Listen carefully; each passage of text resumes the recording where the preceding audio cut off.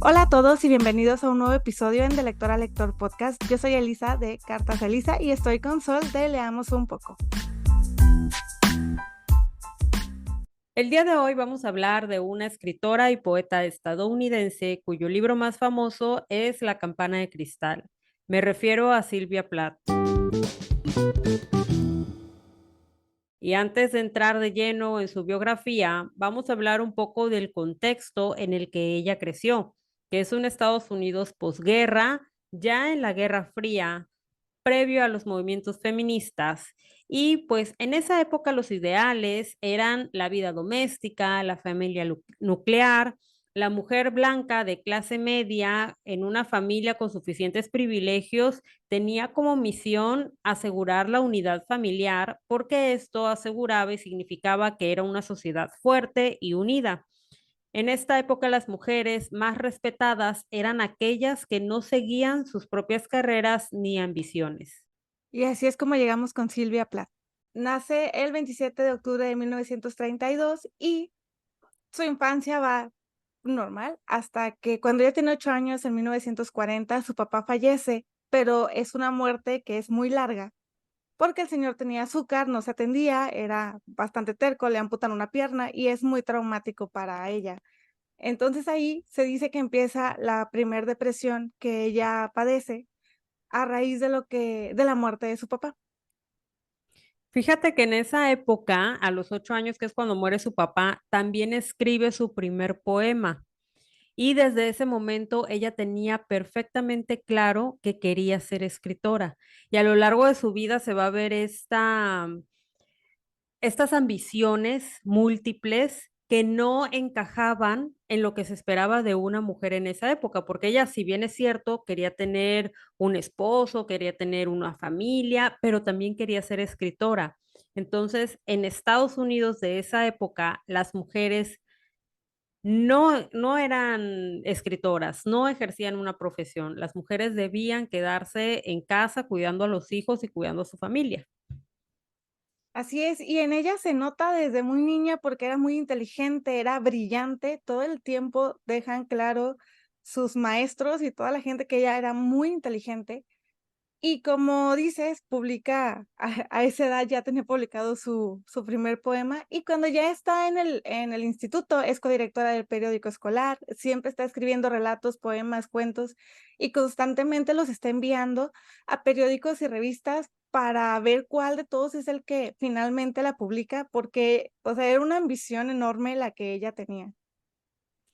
Sí, fíjate, en la revista Seventeen, cuando tenía 18 años, vuelve a escribir un poema, pero este poema se lo habían rechazado ya 50 veces.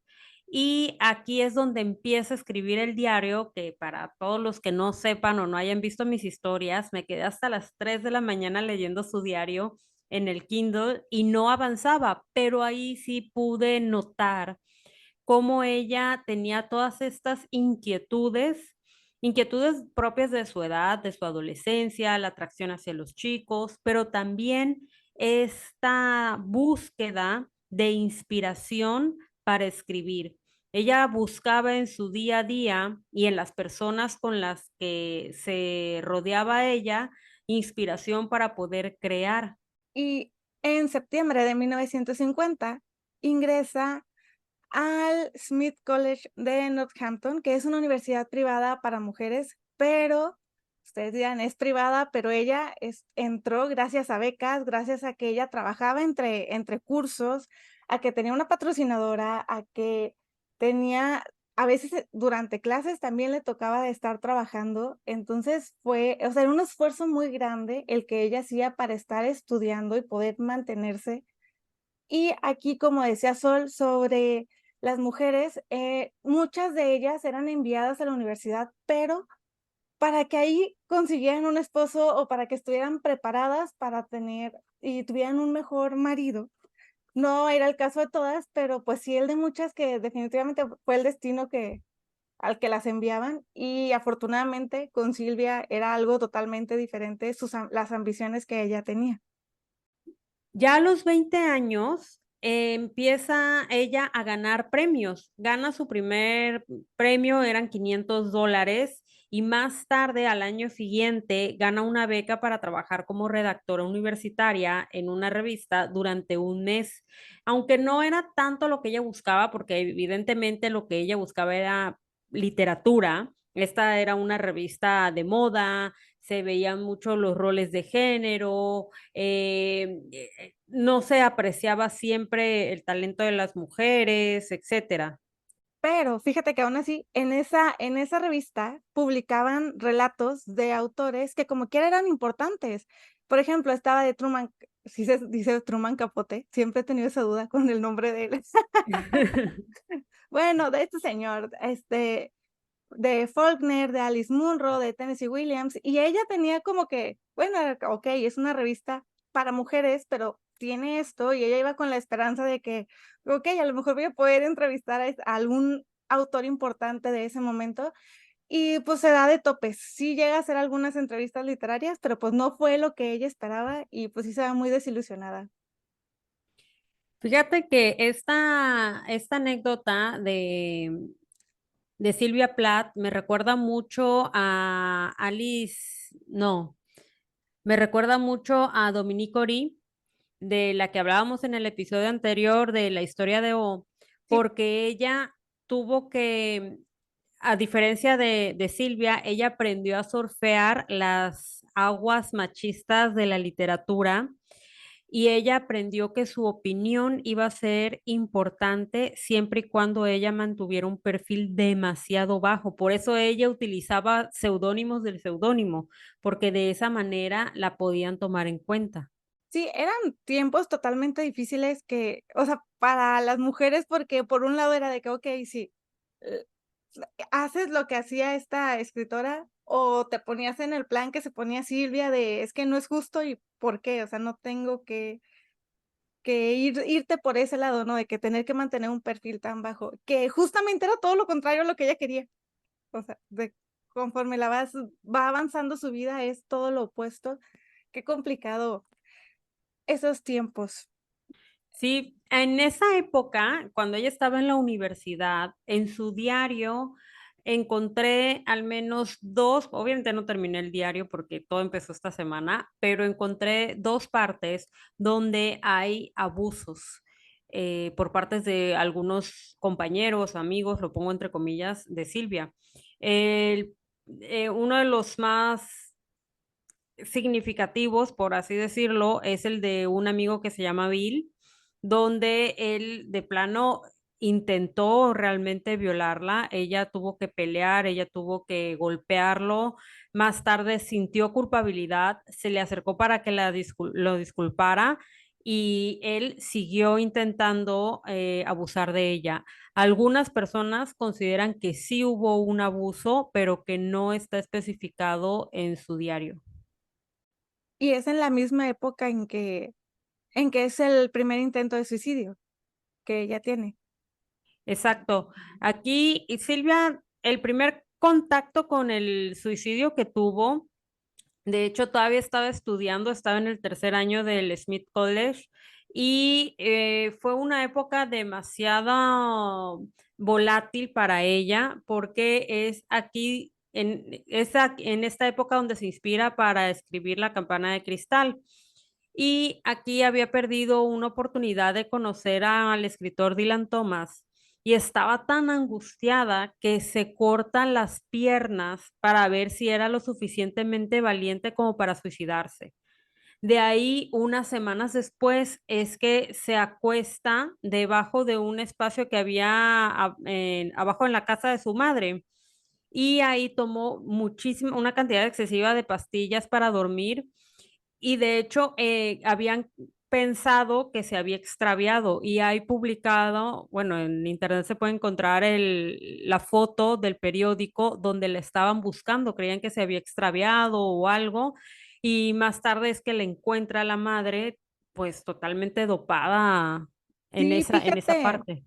que yo estaba en un documental que estaba escuchando, que fue su hermano que escuchó unos ruidos bien raros y que fueron a asomarse y era ella que se estaba quejando, o sea, como que su cuerpo estaba reaccionando después de haber estado, no sé, como desmayada o algo así, y a raíz de que empiezan a quejarse y eso, es que la escuchan y la encuentran.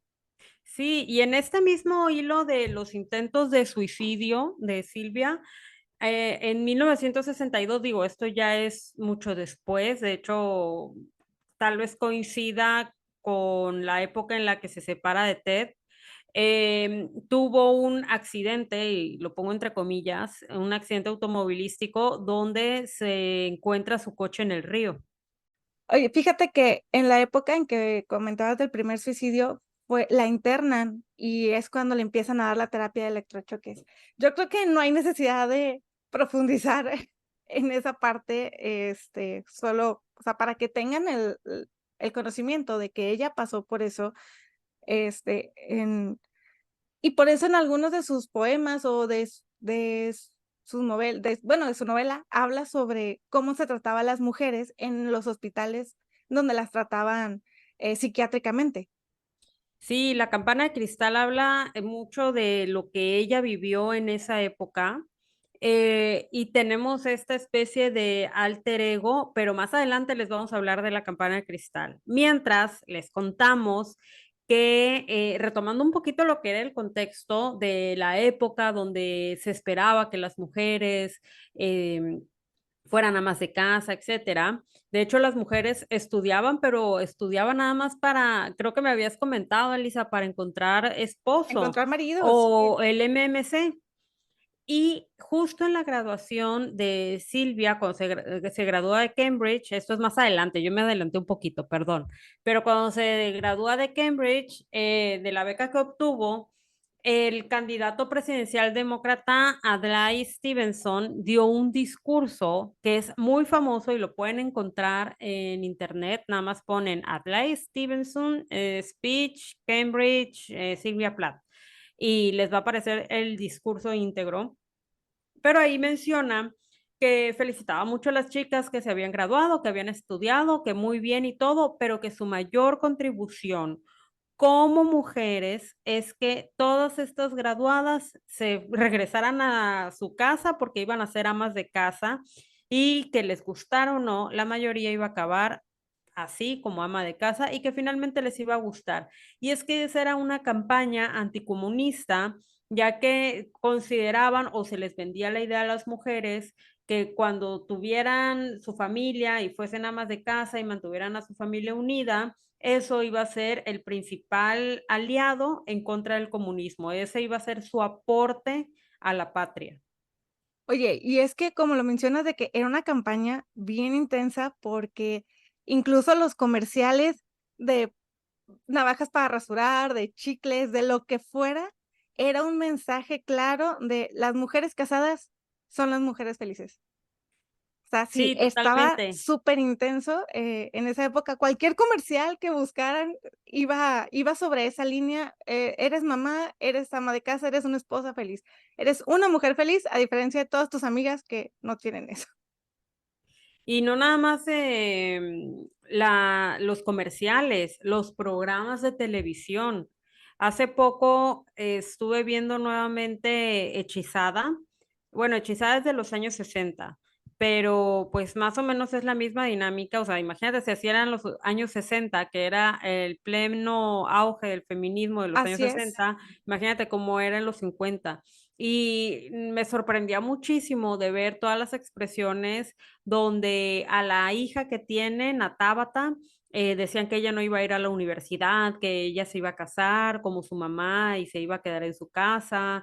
Y luego estos comentarios de, no, porque ella es mi esposa y tiene que hacer lo que yo le digo y todo. Entonces, sí, era mucho lavado de cerebro. Y obviamente te ponen estas familias blancas de clase media, media alta, felices, guapos, esbeltos, o sea, todo una cuestión de Todo el cliché de la familia aspiracionismo. perfecta, sí, Sí. exacto. Fíjate que en La maravillosa señora Maisel, una serie que sale en Amazon Prime, se ambienta en los años 50 y ella, fue a la universidad y todo, y en una reunión que tiene con sus compañeras años después, ya cuando están todas casadas y con bueno, ella se divorcia, están todas casadas y con hijos, y era como de que pero es que ninguna trabaja. No, no, es que veníamos a buscar esposo. Incluso cuando regañan los papás a la protagonista es, para eso te enviamos a la universidad, para que no sepas educar a tus hijos. O sea, siempre están haciendo comentarios de, pues es el contexto de la época, porque es más o menos, pues es prácticamente entre los años 50 y 60 también. Pero retomando un poco el hilo, en la época en la que íbamos con Silvia, ella gana una beca, que es la beca Fulbright en 1955, y en 1956 se va a Inglaterra a estudiar en Cambridge, y ahí sigue escribiendo y publicando su trabajo en el periódico universitario. Cuando ella está en Cambridge, es que conoce al que va a ser su futuro esposo, Ted Hughes. Ella lee en una revista un poema de él y le gusta tanto que logra que le inviten a una fiesta en la que él también va a estar, y su relación desde el segundo uno es súper intensa. O sea, al punto de que el día que se dieron el primer beso, que fue, por decir algo, ese día en la noche, se sacaron hasta sangre de la oreja, del labio, o sea, eran muy intensos. Y a los 4 meses de que se conocen en febrero, pero entre que se conocen y se casan, pasan 4 meses, porque ellos se casan el 16 de junio. Pero en ese lapso habían pasado 2 meses que no se vieron, y luego ya los otros sí se habían estado viendo, y ya, ellos se casan, ese día, el 16 de junio, pero, o sea, fue una relación muy intensa y muy pasional. Y algo que es muy curioso es que ella antes ya había, creo que escrito en uno de sus poemas, no, perdón, en uno de sus diarios, que ella no se podría casar con un escritor, porque el ego de uno se interpondría con el ego del otro y siempre tendrían problemas. Pero nada, cae rendida con Ted Hughes, le escribe una carta a su mamá diciéndole, pues, básicamente que era el hombre perfecto. Ay, y pues no era tanto. Pues sí, pero aún así, durante esta etapa como esposa, em, Silvia no nada más se dedicaba a hacer lo suyo, a cumplir con su beca, a escribir, sino también la hizo de editora de TED. Ella corregía y enviaba los poemas que él escribía a revistas y periódicos para que fuera publicado. Ojo, Ted Hughes era ya un escritor famoso, estaba a punto, si no es que ya lo era, de ser un rockstar en literatura y todo el mundo lo reconocía, o sea, no era cualquier pelagato. Gran parte de eso es justo por lo que dices, de que ella se convierte prácticamente en su editora, en su correctora, al punto de que ella contestaba las cartas que le llegaban a él. O sea, era su secretaria, era su cocinera, todo al mismo tiempo, y aparte ella está, como dices tú, está estudiando, está tratando de publicar, pero también es ese momento en el que empieza a darse cuenta de que es él el que está en ese momento, pues, brillando, y a lo mejor está, pues, está contenta, pero se da cuenta que ahí ya la empiezan a ver como la esposa de alguien, ya no como una persona individual, como mujer, como escritora. Incluso, bueno, más adelante hay otro, cuando ya están en Estados Unidos, ahora sí que me voy a brincar como te brincaste. Hay un escritor que es amigo de ellos y alaba a Ted Hughes. Y va, Silvia y le dice un día antes de que ellos se salgan a caminar, de que: "Oye, lee mi poema". Y él de que: "¿Cómo que escribes? Yo creí que nada más eras una perfecta ama de casa". Y ella de que: "No, yo también escribo". Y como que ahí empiezan los conflictos, más que nada en ese momento empiezan los conflictos de que ella ha sido relegada de la literatura prácticamente para que sea su esposo el que esté brillando.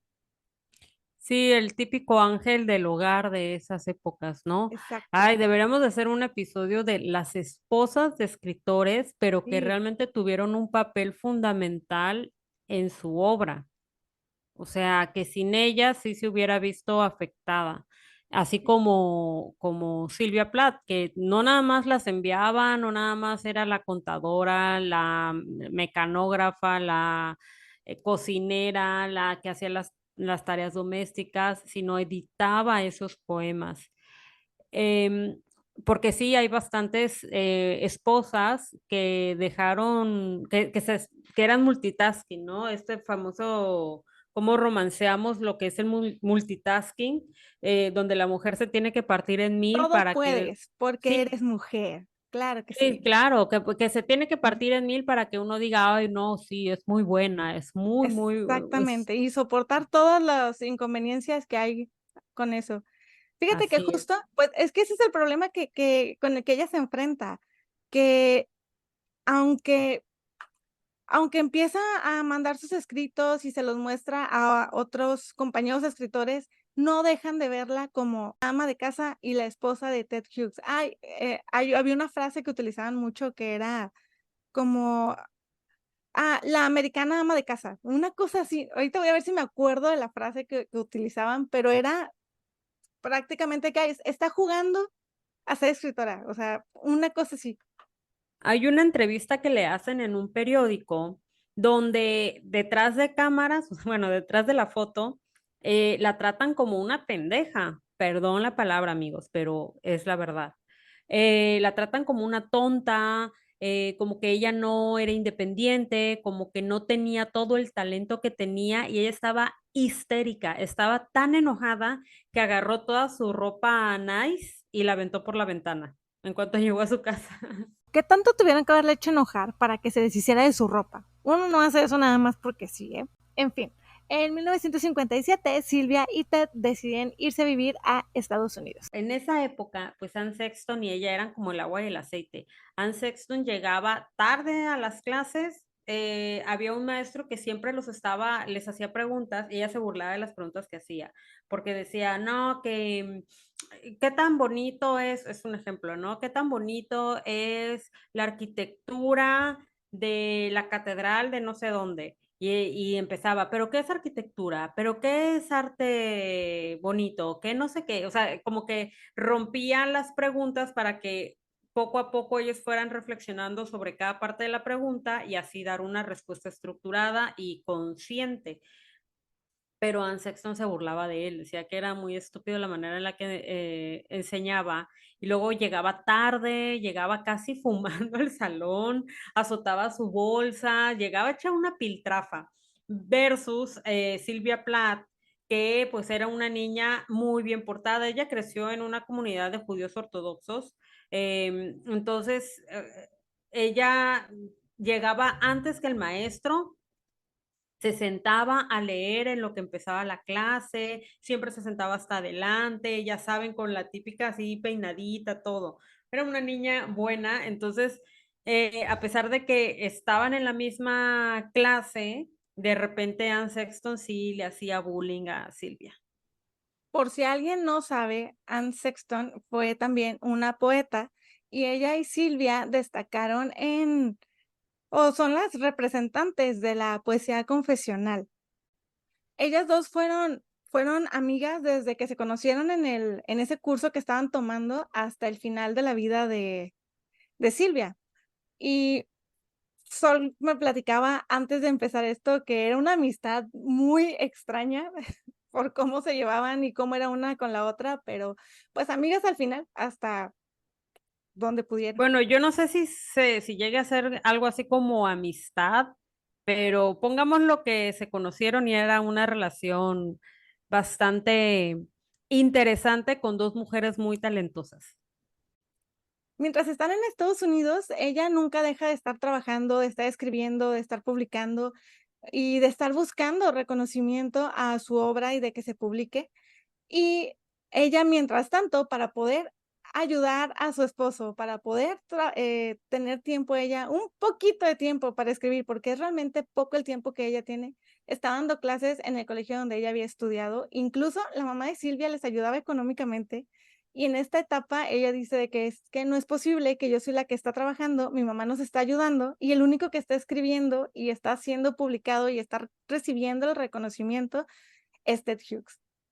Entonces deciden que ya no va a ser así. Ella deja de trabajar de maestra porque no le gusta ser maestra, porque ya se va a dedicar por completo a estar escribiendo.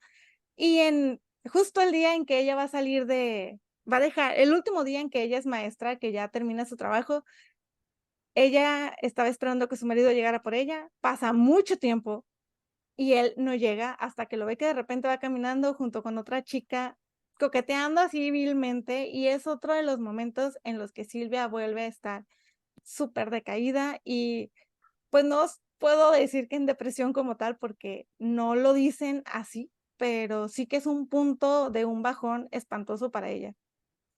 Sí, bueno, es que ella era depresiva, ella era una mujer que tenía depresión diagnosticada. Y hay que, bueno, haciendo un paréntesis en esta situación, no nos estamos enfocando mucho en la cuestión de la depresión porque queremos enfocarnos en quién era Silvia Plath como escritora y todas las vicisitudes que vivió como escritora. Evidentemente, ella, como ya les hemos comentado, tuvo sus episodios depresivos. ¿Qué sucede con la depresión? La depresión es una enfermedad que ella tenía, pero van a haber momentos en los que va a ser una persona funcional y esos puntos depresivos donde se está triste, donde tiene los intentos de suicidio, donde no quiere salir de la cama, etcétera, van a ser estos picos, ¿no? Que no van a ser el día a día. No es como que se enfermó de depresión, ya se curó y luego se volvió a enfermar. No, esa depresión subsistía, solo que van a haber situaciones que la van a agravar, situaciones como el estrés, estas situaciones del esposo donde lo veía coquetear, donde le era infiel, donde ella se frustraba por no publicar, por no ganar dinero por sus poemas. Incluso, bueno, más adelante lo vamos a ver, pero hasta el mismo clima afecta en el estado anímico de las personas. Y bueno, esto Exacto. es un estudio, este estudio se ha hecho varias veces, pero pues más adelante lo platicamos mejor. Lo que queremos que se vayan con lo que se lleven después de este episodio es no verla a través de es una escritora suicida, sino una escritora que luchó muchísimo contra, su época para poder ser reconocida, que el reconocimiento tal vez le llegó un poco tarde, pero afortunadamente, llegó. Pues bien, en 1960 ellos regresan a Londres porque Silvia está esperando a su primer bebé y tiene una hija. Y en ese mismo año, este, publica, el único poemario que ella alcanza a dejar, así de que, okey, ya está publicado, lo estoy viendo, y es El Coloso. Pero desgraciadamente, este poemario no tiene la aceptación que ella esperaba, no tiene el reconocimiento que ella hubiera querido o que ella creía que debía de tener. Entonces, esto, pues, es un golpe muy fuerte para ella, y de nuevo siguen comparándola con su marido, siguen, ella sigue estando a su sombra y no dejan o sea, sigue con la etiqueta de ama de casa estadounidense que está escribiendo ahorita porque, no sé, no tienen nada que hacer. O sea, en ese plan no la toman en serio y es un momento muy frustrante.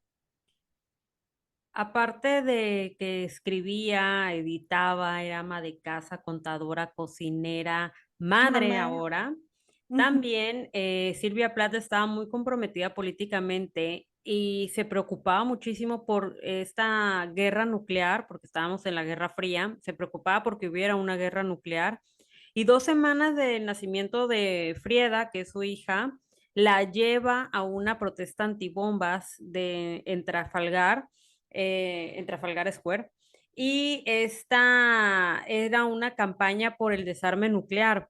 Y le escribió a su madre, le dice que la niña que había llorado al ver a los manifestantes, pero que estaba orgullosa porque era la primera abertura de su bebé, que era una protesta, etcétera. Entonces, ella está muy comprometida, no nada más como escritora, sino políticamente. Esto también nos habla de que no nada más se dedicaba a leer literatura, sino estaba consciente del mundo que la rodeaba y se involucraba en esa lucha. Yo creo que también animada no nada más por la preocupación de una nueva guerra mundial, ahora una guerra nuclear, sino pues ya tenía hijos, ya quería dejarles un mundo mejor, etcétera, porque fue una muy buena madre, eso sí hay que dejarlo claro. claro. Desgraciadamente, en 1961 sufre un aborto que la sume en la depresión de nuevo, ¿no? O sea, uno de los picos, como menciona Sol. ¿Y qué pasa aquí? Que cuando ella retoma la terapia, porque ella se atiende, o sea, ella sí está en terapia porque ella sabe también cuando tiene esos momentos, y revive los momentos conflictivos que tuvo con su mamá, los conflictos de su matrimonio. Y es que hay que aclarar que ella y su mamá tuvieron una relación muy difícil. Silvia le reprochaba mucho a su mamá que ella hubiera dejado su vida, su profesión de lado para solamente ser una madre, porque era, pues, para Silvia era lo peor que podías hacer, aunque ella lo estaba viviendo y estaba consciente, ella no veía bien que una mujer tuviera que dejar de lado sus sueños para poder ser ama de casa o para ser mamá. Como decía Sol hace un rato, ella quería todo, ella quería ser mamá, quería ser ama de casa, quería ser estudiante, quería ser escritora. Ella creía que podíamos tenerlo todo y, pues, se topa, ¿no? Y con su mamá es mucho el conflicto por eso. Ya más adelante hablaremos un poquito de ella también.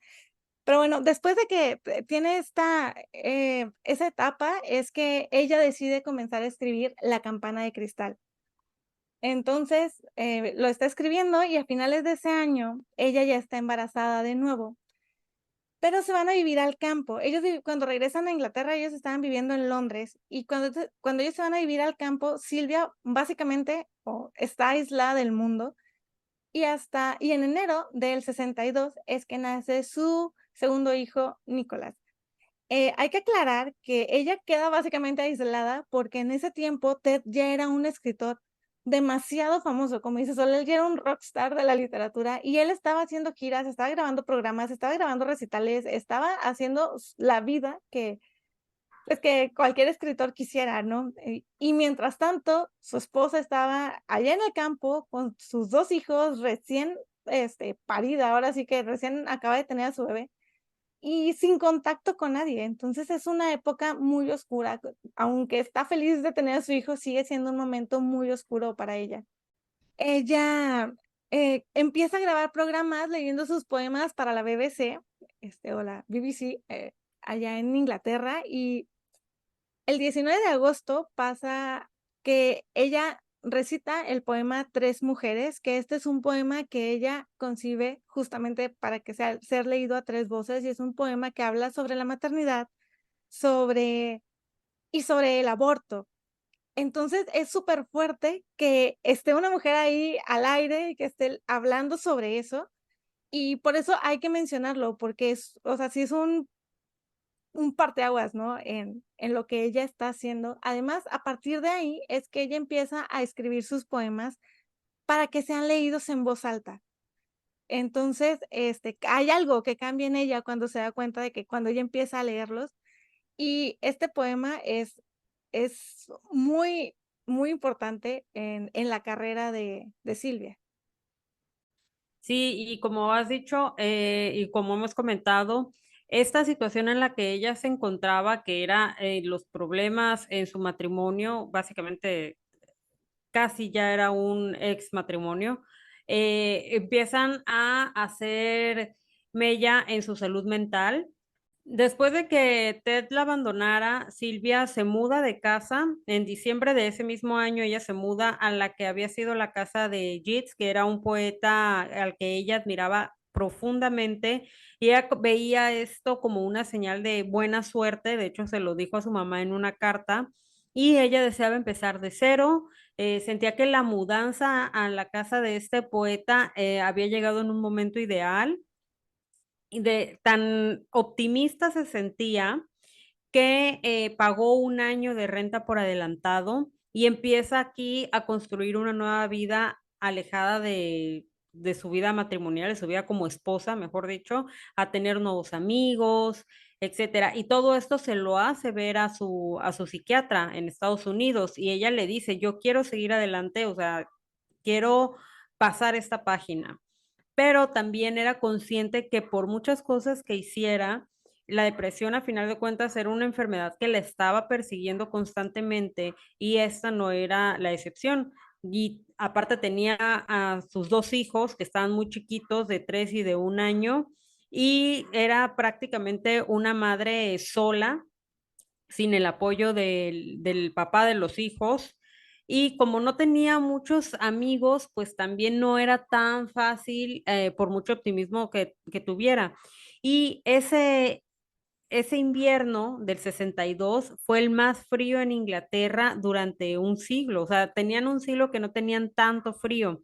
De hecho, esto es importante porque señalo lo del clima, porque de acuerdo a la revista Emotion, en 2008 hicieron un cuestionario, eh, cada día le hacían un cuestionario y se lo hicieron a más de 1,200 participantes adultos para establecer parámetros meteorológicos diferentes y cómo afectaban el estado de ánimo de estas personas.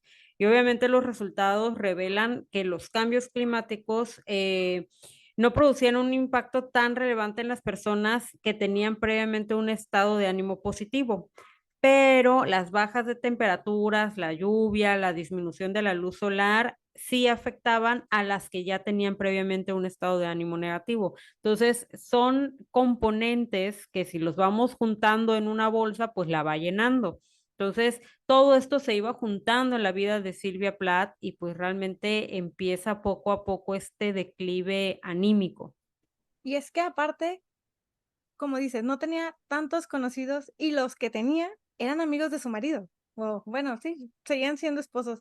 O sea, eran amigos de él y no era tan fácil que se le abrieran las puertas. Y lo que comentas del clima es que es una cosa que te lo juro que dices, es el mundo en contra. O sea, es una cosa que de verdad te sorprende porque es una serie de situaciones. Es el clima, es que cuando ella llega a esa casa, hay problemas con los teléfonos de la compañía y no le pueden instalar un teléfono, entonces hace muchísimo frío.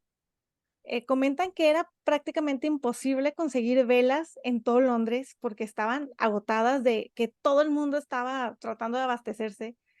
No tenía teléfono y no podía hablar prácticamente con nadie.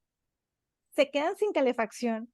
Las tuberías empiezan a congelarse, hay apagones, sus hijos se enferman. Como dices, era el peor invierno en muchísimos años. El marido no les ayudaba prácticamente, o sea, estaban sin dinero casi.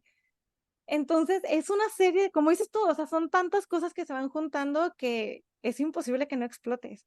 Incluso la mamá de Silvia le ofrece que ayuda para que ellos se vayan a Estados Unidos, pero ella no lo hace y no lo hace porque sabe que en Inglaterra, mientras esté casada con un ciudadano de ahí, ella y sus hijos tienen acceso a servicio médico, y que en Estados Unidos era un servicio que ella no iba a tener ni el dinero para poder, tener acceso a la atención médica.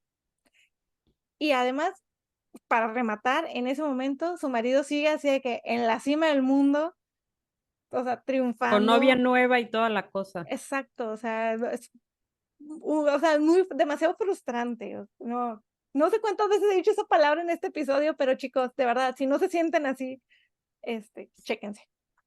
También, como decía Sol, de que estaba tan optimista al cambiarse de casa y todo, se nota, en sus diarios, donde ella misma sabe que está escribiendo su mejor poesía en ese momento, porque es ahí cuando ella empieza a escribir los poemas que, pues, dan forma a su poemario titulado Ariel, y ella lo dice: "Sé que estos es mi mejor trabajo, sé que aquí es", y lo escribe en el 62. La mayoría de esos poemas son escritos, a finales de 1962, y también es en la época en la que ya estaba escribiendo La campana de cristal. Y finalmente, el 14 de enero del 63, la editorial Heinemann publica La campana de cristal bajo el seudónimo de Victoria Lucas. ¿Por qué se hace con un seudónimo? Porque en este libro Silvia agarra vuelo y deja muy mal paradas a algunas personas, entre ellas su madre, y pues ella no quería así como que verse tan de que sí fui yo. Además, no quería que su trabajo como poeta se viera afectado por esta novela. ¿Por qué? Porque en esa época escribir sobre ti o sobre tu experiencia era tomado como, ay, otro chick lit de la época. O sea, entonces ella no quería que la encasillaran. Si así ya era difícil quitarse la etiqueta de ama de casa estadounidense, ahora escribiendo esta novela iba a tener una crítica similar. Entonces, por eso es que ella decide publicarlo como Victoria Lucas. En este mismo año, o 1963, que publica La campana de cristal, se publica otro libro muy importante que es La mística de la feminidad de Betty Friedman. Y estos dos libros, yo creo que si no han leído ninguno de los dos, yo creo que se los pueden leer de corrido, porque las dos hablan del ambiente sofocante que era para las mujeres en esa época. Y tanto La mística de la feminidad como La campana de cristal nos van a abordar temas que fueron en su momento revolucionarios.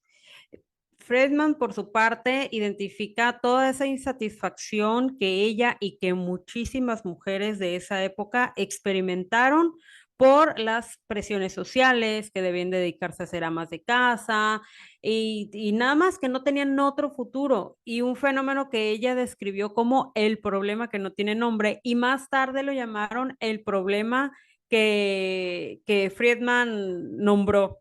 La campana de cristal es la maduración de Esther Greenwood y es una representación cercana de Sylvia Plath mientras lucha con todo este declive de la depresión. La depresión de Esther se va a precipitar por su incapacidad de encontrar un lugar en la sociedad con expectativas de feminidad con las que no se podía identificar. Y tanto el ama de la casa suburbana de Friedman como Esther Greenwood de Silvia Plath enfrentan las mismas presiones sociales, solo que en diferentes puntos. Hay ciertos puntos que sí hay, bifurcan aquí. Y Plath en La campana de cristal, ella lo que quería poner era sus propias experiencias de crecer en la década de los 50 para que sirvieran de un modelo, como un modelo para que fuese la historia generacional. De hecho, en su diario escribe que la narradora de la novela, Esther Greenwood, es como una declaración de la generación. Y es muy interesante porque no nada más nos vamos con que fue una novela autobiográfica, sino fue una novela que es la portavoz de muchas mujeres, no nada más de Silvia Plath, sino tantas mujeres que se fueron a la universidad, que no podían escribir. En esta época, en los años 50, en los años 40 más o menos, que de hecho es más o menos 40, 50, que está la generación Beat. Hace un tiempo leí sobre Dayanti Prima y cómo ella explica, las mujeres en esa época, en Estados Unidos, hablando de Estados Unidos, las mujeres en esa época que estudiaban y no se casaban y no se dedicaban a su hogar, a sus hijos, etcétera, esas mujeres que decidían publicar, que decidían escribir, que decidían pintar, ser escultoras, ser fotógrafas, etcétera, las mandaban a los hospitales psiquiátricos aunque no tuvieran ninguna depresión, aunque no tuvieran ninguna discapacidad psicosocial, eran mandadas a los hospitales psiquiátricos a que recibieran terapias de electroshock porque no se ajustaban al modelo de mujer ama de casa de Estados Unidos de los años 50, 60. Muchísimas mujeres de esa época. Hay una escritora que perteneció a las mujeres de la generación Beat que incluso murió de esa manera. Se suicidó porque los padres la metían al hospital psiquiátrico y eran electroshock y electroshock y ella termina suicidándose porque prefiere morir a seguir encerrada de esa manera. Entonces, hasta cierto punto, y ese es un punto que Silvia Plath pone en sus diarios, donde se quejaba de que, pobre de ella, que no tenía la inspiración, que no encontraba suficiente materia prima, ¿no? Para poder escribir, y ella misma reflexiona y dice, bueno, ¿de qué me estoy quejando? O sea, yo estudio, yo soy una mujer blanca, puedo hacer lo que se me da la gana, tengo mis dos piernas, mis dos brazos, soy una mujer inteligente, soy una mujer guapa, no tengo por qué quejarme, pero aún así dice, me voy a quejar porque no tengo suficiente inspiración. Pero bueno, ella era consciente de lo privilegiada que era, a final de cuentas. Lo que pasa con Silvia también, que era lo que les decíamos hace un rato, de que ella no logra tener el reconocimiento en vida como tal, pero más adelante, cuando, o sea, está un feminismo súper radical en esa época, en los 60, 70, y cuando las mujeres voltean a ver los escritos de Silvia, es, esto me pasa a mí, así me siento yo, y como dices, es una declaración total, y por eso es que de repente ella, pues, estalla su obra por completo. Oye, que por cierto, para La campana de cristal, ¿sabías que parte de la inspiración fue el guardián entre el centeno que nomás no nos deja en paz. Ese libro nos está persiguiendo. Mira, Sí, entre el tema del comunismo y el tema de los libros y crímenes, bueno, es que nos siguen. sí, y sabes también, The Bird's Nest, que es una novela de Shirley Jackson, también fue parte un poquito de la inspiración y pues publica La campana de cristal, se publica en enero, pero también en todo el tiempo ella manda su manuscrito a todas las editoriales que se le ocurren en Estados Unidos y de todas es rechazada la novela. Entonces, pues, ya se imaginarán, sigue el frío, sigue con todos los problemas que ya hay, alrededor de ella a consecuencia del frío, emocionales, está con sus hijos enfermos y, pues, finalmente, llegamos a un momento en el que ella ya está consciente de que la depresión que tiene cada vez la está hundiendo más, pero ella todo el tiempo sigue estando muy consciente de la situación y ella busca ayuda. Porque ya para ese entonces, ella ya había perdido cerca de 15 kilos, tenía insomnio, en las madrugadas se levantaba y escribía poemas, y está agotada, está desesperada. Y aunque el médico que tenía de cabecera en Londres vivía cerquita de donde ella estaba viviendo con sus niños, iba a diario a verla, le receta antidepresivos, y aunque tratan de internarla, pero como es un invierno tan horrible, los hospitales están saturados, entonces piden que le envíen una enfermera a domicilio y ella debía de llegar la mañana del 11 de febrero de 1963. Pero Silvia ese día ya había tomado la decisión de hasta aquí. Le dejé el desayuno preparado a sus 2 niños, es que ellos estaban en la casa, y se quitó la vida metiendo la cabeza dentro del horno y abrió la llave del gas. Es justamente la enfermera que iba a ir a cuidarla la que la encuentra. Pero no sé si recuerdan que en uno de los episodios donde hablamos de ella, también creo que es en Escritores Suicidas, o sea, ella se preocupa de que, a ver, mi vecino, ¿a qué hora sale? ¿A qué hora va a llegar ¿A qué hora va a pasar esto? O sea, está ella acomodando todo y organizándolo para que sus niños no estén solos todo ese tiempo y no sean sus niños los que tengan que encontrarla, porque como dice Sol, ella fue una excelente madre. Algo que comentaste es cómo ella decidió ya no seguir con su vida. Y es un punto muy interesante porque ahora que leí Lo que no tiene nombre en el club de lectura que hicimos para leer ese libro de Piedad Bonet, hablábamos de la decisión que muchas veces las personas también toman de ya no continuar con su vida, de ya no continuar con cierto sufrimiento. En este caso, sí, ella tenía una depresión, hablamos ya de esto, que era un punto agudo donde ya no quiso seguir más, pero fue algo que planeó muy puntualmente. Antes de, no sabemos con qué antelación lo planeó, pero de alguna manera ella dejó todo listo para que pudiera ella acabar con su vida, porque días antes ella había ido a casa de unos amigos, bueno, de una amiga de ella que se llamaba Gillian Becker.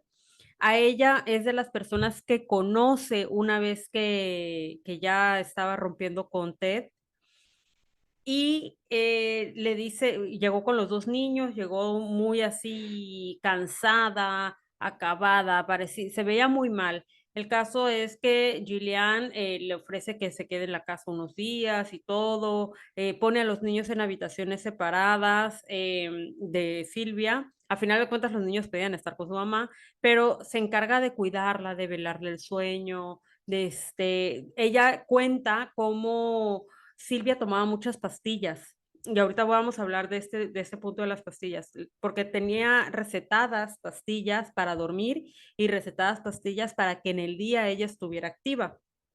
Entonces, ella dice, bueno, las pastillas para dormir no le hacían ningún efecto. O sea, hubo un día en el que se tomó la pastilla, se tomó un té y eran de madrugada y ella seguía totalmente eufórica hablando de muchas cosas, de lo que quería hacer y luego tocaba el tema de TED y luego se enojaba, etcétera.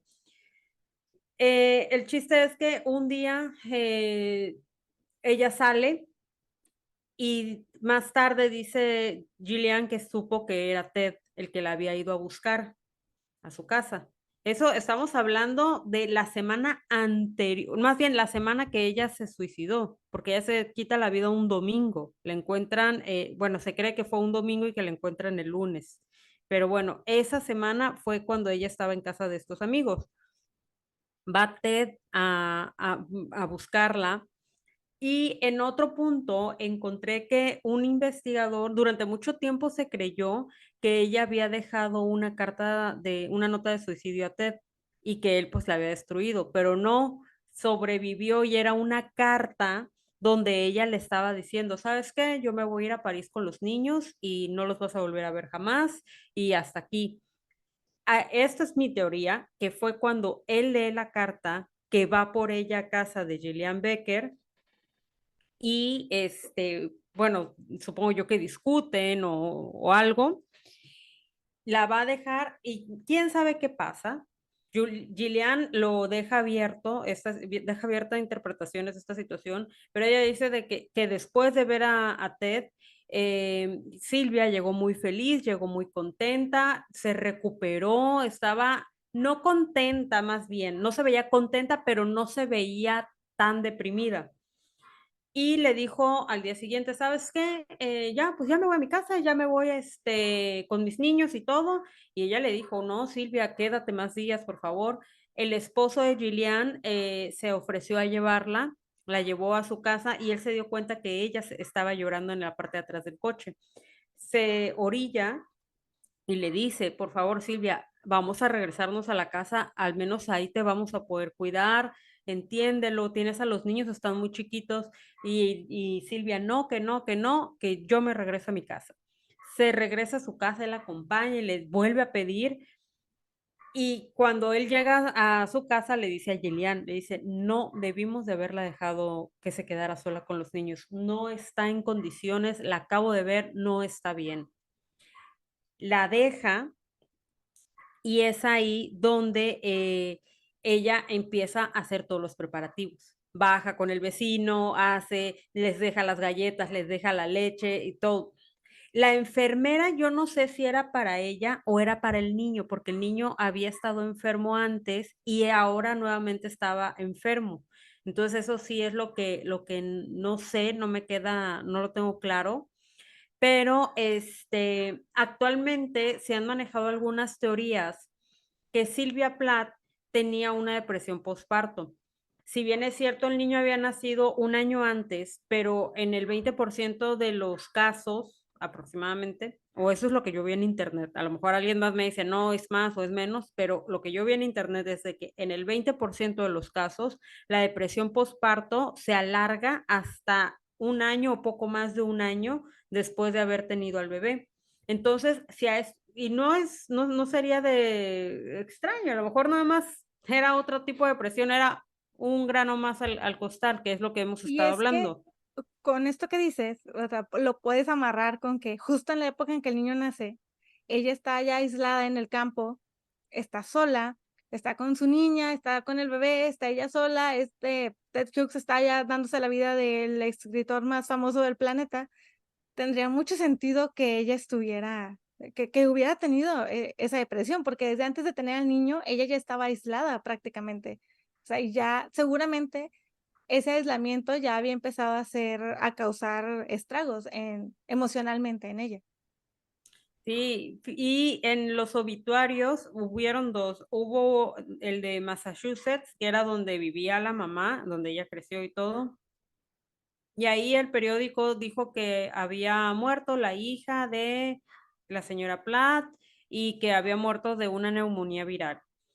Pero en el de Inglaterra, donde mencionan que muere la esposa del escritor Ted Hughes, o sea, la esposa del escritor, ahí sí fueron demasiado descriptivos porque ellos sí dicen que la encontraron con el gas y que en la estufa y todo y que los niños estaban en el cuarto, o sea, fueron en exceso descriptivos pero, o sea, son 2 puntos totalmente contrarios, pero en ninguno de ellos mencionaron que era la poeta, que era la escritora, absolutamente nada. Y otro punto es que cuando Silvia, una noche antes de lo que se cree que es cuando se suicida, le habló a Ted, pero ahí contesta un amante que tenía Ted, y no me refiero a Asia, porque él antes de Asia tuvo otra amante y él estaba con ella. Entonces ella le habla a casa de esta amante y ella se lo pasa, porque aparte le contesta a ella se lo pasa y más tarde ella confesaría que, que él le decía, tranquila, tranquila Silvi, no pasa nada, y ya fue que colgó. Pero bueno, fue todo lo que ella, Susan Alliston se llamaba la amante de Ted, y que sí, luego se terminó casando con Asia, pero pues bueno, el hombre si eso se lo podemos llamar hombre, tenía pues varias mujeres ahí. Fíjate cómo es la justicia literaria, que justamente ahora él fue el marido de Silvia Plath. Y pues al final es, pues, siempre ligado a él el suicidio de ella. Y muchísimas mujeres, lo han culpado expresamente de todo, o sea, de que ella haya llegado a ese punto, haya tomado esa decisión. O sea, sí, y digo, y vivió muchísimo, porque no tiene tanto de haberse muerto. Y sí, o sea, fue muy atacado por la forma en que trató a Silvia, y pues de paso a las demás amantes, porque ya ves también lo que pasa con Asia. Sí, que de hecho está tan perseguida por el fantasma o la figura de Silvia, porque bueno, Ted queda muy mal, o sea, él queda con mucho remordimiento. Digo, tampoco es el pobrecito, o sea, Exacto, no, sí. en ningún momento estoy diciendo que es el pobrecito, nada más estoy diciendo que él tuvo mucho remordimiento. Asia se ve con todo esto de que el fantasma de Silvia nunca lo supera y emula el suicidio de Silvia, solo que ella sí se suicida con sus hijos. Y pues como la vida a veces no es muy justa, Silvia y Ted pues no se habían divorciado y él queda como albacea de la obra de Silvia. Y pues en parte de su obra él queda por el suelo, o sea, ella lo deja muy mal y él destruye los diarios de los últimos años que ellos estuvieron juntos, que son como del, no sé, 60 al 63 más o menos. Y como dice Sol, estaba la teoría de que ella le había dejado una nota de suicidio y que él también la había quemado, porque incluso se decía que lo único que se conservaba era el sobre de esa carta. Silvia dejó instrucciones para que publicaran Ariel. Aquí, bueno, voy a explicar primero el punto y de ahí voy a Sí. comentar algo y espero que las personas que nos estén escuchando nos digan qué opinan respecto a esto. Bueno, Silvia dejó instrucciones sobre Ariel, pero Ted no las cumplió, porque él va a quitar poemas y va a poner otros, de igual de Silvia, todos de Silvia. Él quita uno, los que ella había elegido, y él pone otros. Y la mayoría de los poemas escritos por Silvia en sus últimos días, pues fueron los del invierno del 61 y el 62, y esos fueron incluidos en Ariel por su esposo y pasando obviamente por alto las instrucciones de todos los poemas anteriores que ella había elegido. Y este libro tiene una visión, una tonalidad más oscura de la que había deseado la autora, gracias a la decisión de Ted Hughes. Pero pues bueno, al mismo tiempo fue la primera autora, gracias a este libro, que gana el Pulitzer póstumo. Fue la primera autora que lo gana. Exactamente, lo gana en el 82 por sus poemas completos. Pero fíjate que en Ariel estaba leyendo de un crítico literario que comenta que originalmente, como estaba ordenado, ese poemario terminaba con un poema que era básicamente una despedida. O sea, que cuando tú lo leyeras sabías de que, ok, fue hasta aquí, ya, o sea, este poema decía lo último de ella, por decir, y que Ted lo pone como en medio. y pone otro que nada que ver al final. Entonces dice, se pierde lo que ella está contando, el sentimiento que ella trae y que transmite a lo largo de todo ese de lo que debió haber transmitido a lo largo de todo ese poemario.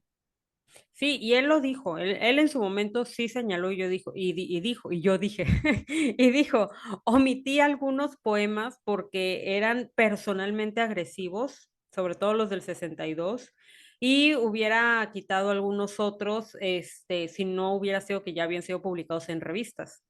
Él sí, y eso lo puso en el prólogo de Poemas Reunidos.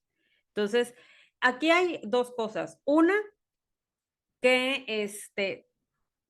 él sí se encargó de que Silvia fuese reconocida como escritora. Él sí hizo una labor de reconocimiento de ella, de que se diera a conocer su obra, de que perdurara, ¿no? A lo largo del tiempo. Tampoco es por pobrecito, ¿no? Sino, o como héroe, sino que la conciencia no le daba para más. Eso, y que, pues vaya, todo el dinero que seguramente ya dejó en el futuro la obra de Claro. Silvia. Y la otra cosa es que también hay personas que consideran que las elecciones que hizo o los cambios que hizo Ted, pues fue basado también en la experiencia que él tenía, en cómo veía él el mercado, porque precisamente él decía, a ver, tú elegiste los de Coloso, cómo iban a ir, y a la gente no les llamó tanto la atención. Entonces vamos a poner estos que son más eh, lóbregos para poder, o sea, unos poemas con una tonalidad más lóbrega para que la gente le llame la atención. Entonces, hay quienes Sí, opinan que que como se editaban mutuamente, o bueno, como ella lo editó a él, pues, sí, hay personas que piensan eso. Pero hablando exacto. específicamente de la obra de Silvia Plath, que es lo que queremos resaltar aquí, hay que puntualizar que ella levantó todo este velo para revelar muchas realidades, tanto de su propia vida como de la sociedad. Y en estos poemas vemos imágenes de torturas, de asesinatos, de genocidio, de guerra, de suicidio, de enfermedad, venganza, de furia, pero también hay poemas con temas de primaverales, del renacimiento, del triunfo, y ella introdujo en todos estos poemas de los que antes nadie hablaba, temas de los que antes nadie hablaba, como el aborto, la ansiedad posparto, la maternidad como algo difícil y la salud mental, o sea, muchos temas que eran tabúes, ella los aborda y ella los puso sobre el escritorio. Entonces, también hay que hablar de esto porque sí, bueno, queremos enfocarnos en su obra, pero esto es muy importante en su obra. Exacto, y justamente cuando se publica La campana de cristal y Ariel, y en los setentas es cuando su obra es o sea, era lo que le decía, estalla por completo, porque se vuelven unos éxitos totales justamente por eso, porque ella está hablando y tocando los temas que otras personas no habían tocado, y las feministas de ese momento, las mujeres de esa época, se ven reflejadas por completo en la obra de ella, y es por eso que es un estandarte para muchas, la figura de Silvia Plath.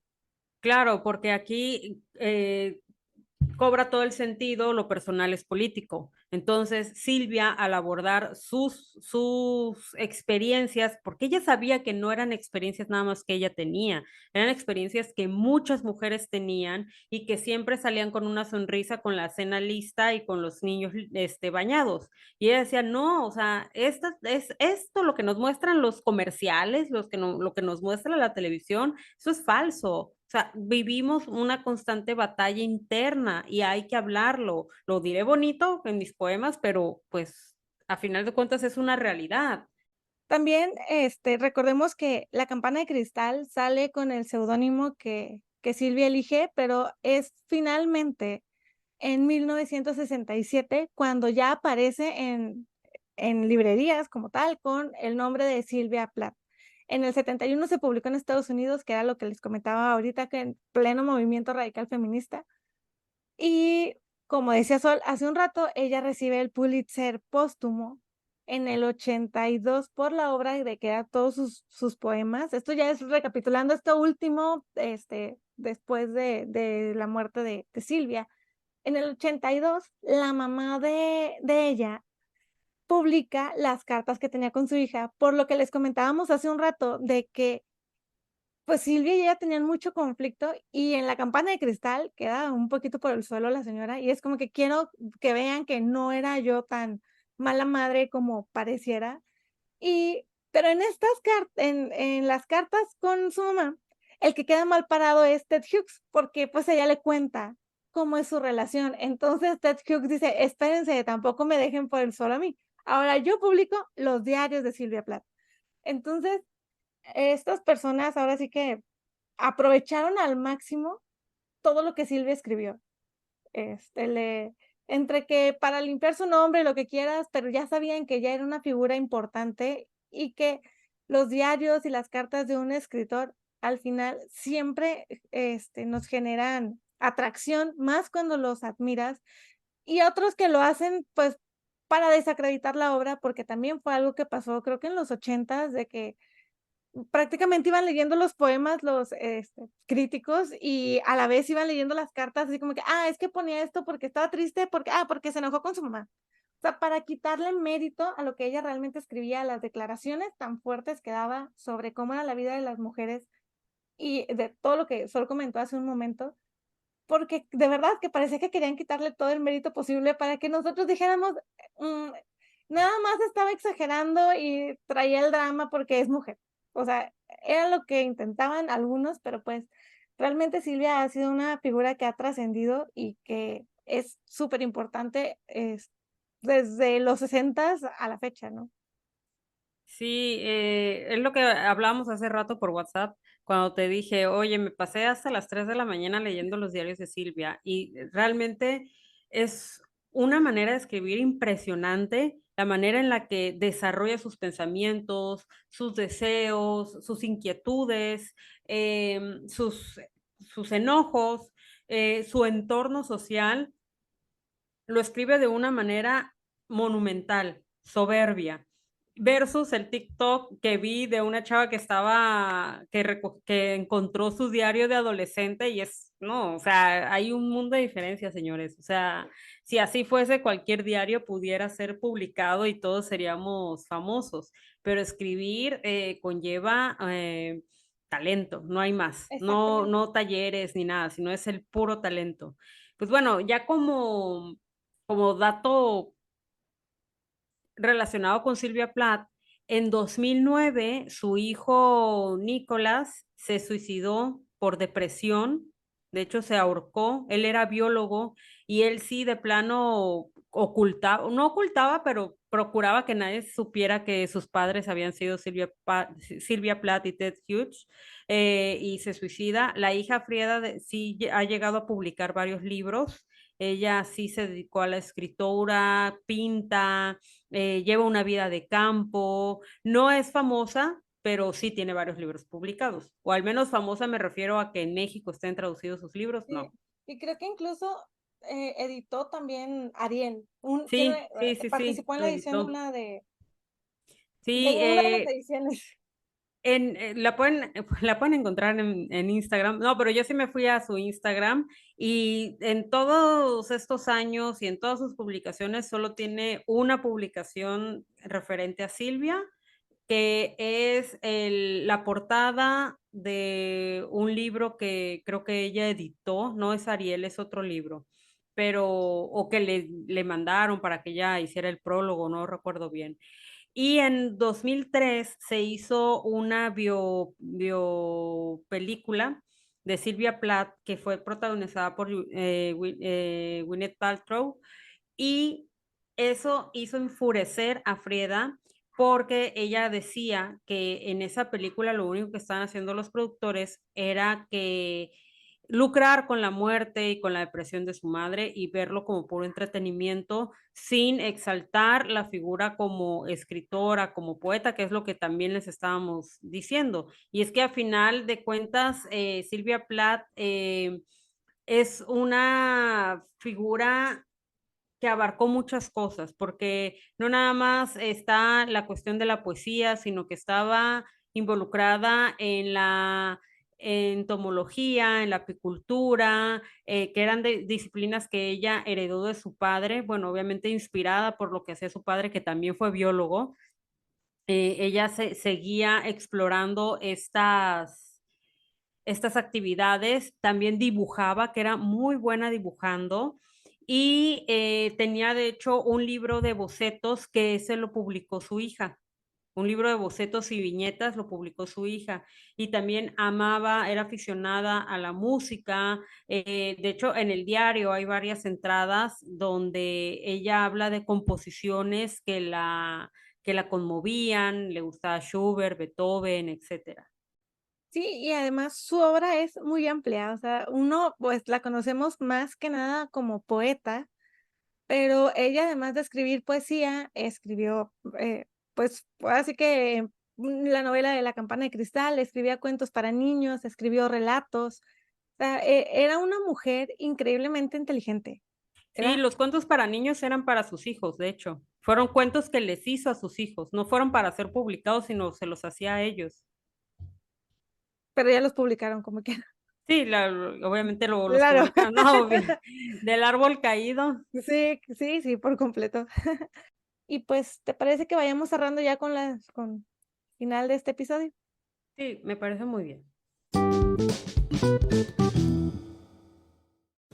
Durante el mes de septiembre vamos a estar leyendo La campana de cristal en el club de lectura del podcast. Las sesiones son los domingos por la tarde, normalmente es por WhatsApp, el último domingo del mes es por Zoom. Y pues es el momento perfecto y el libro ideal porque recomiendan que se lea ese primero para empezar a conocer a Silvia y empezar a familiarizarnos con su pluma. Yo erróneamente quise leer Ariel, su poemario, pero no, o sea, fue un fracaso total entre que yo no estoy muy familiarizada con la poesía porque no acostumbro leerla y que vi después que es el poemario más complicado de ella, entonces, no, un fracaso total, amigos, así que si ustedes quieren comenzar, bienvenidos al club.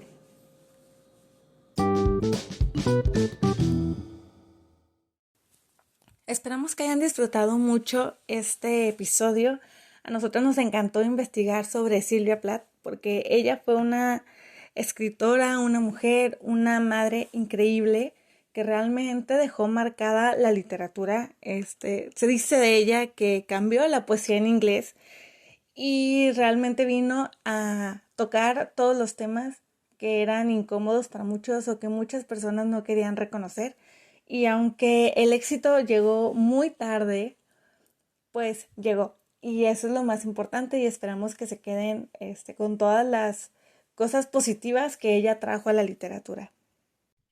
Así es. Bueno, y como recomendación, bueno, evidentemente lo que buscamos en este capítulo es que la conozcan y se animen a leerla a ella, sus poemas, su novela, sus cuentos, sus diarios, su correspondencia, ¿no? Toda su obra.